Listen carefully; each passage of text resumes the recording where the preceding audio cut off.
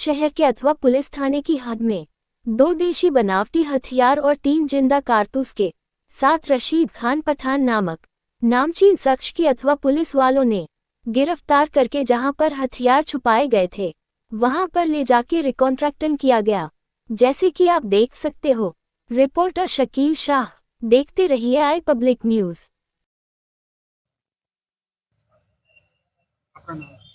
ये साहब से ગઈ તારીખ 12 ફેબ્રુઆરી 2025ના રોજ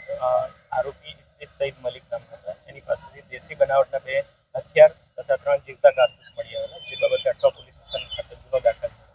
અને જે તે સમયે આરોપીની પૂછપરછ કરતા ગુનાની તપાસ દરમિયાન જાણવા મળેલ કે જે સઈદ ઇદ્રીસ મલિક હતો એને જે વેપન હતું એની પાસેથી મળી આવેલ એ વેપન નાસિર ખાન પઠાણ પાસેથી મળેલું.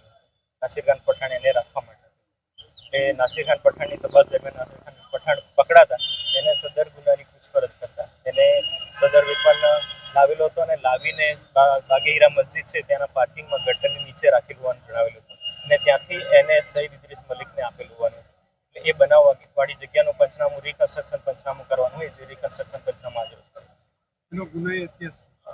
નાસિર ખાન પઠાણના ગુનાહિત ઇતિહાસમાં અડાજણ પોલીસ સ્ટેશનમાં એક મારામારીનો ગુનો છે અને અઠવા લાઈન પોલીસ સ્ટેશનમાં આગળ એક મારામારીનો ગુનો છે.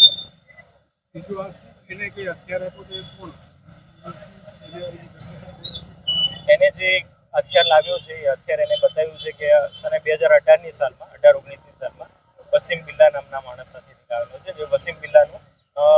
2020માં હત્યા થઈ ગઈ છે. એની પાસેથી